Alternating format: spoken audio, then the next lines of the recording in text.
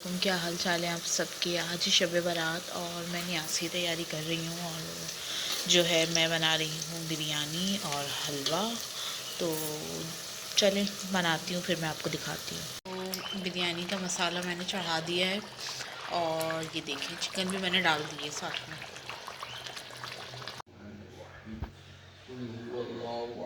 बिरयानी मेरी बिल्कुल यमी और मज़ेदार सी रेडी हो चुकी है। तो काम वगैरह करके यार मैं आज इतना थक गई थी, बस अब मैं पी रही हूँ अपना कहवा और खा रही हूँ पॉपकॉर्न।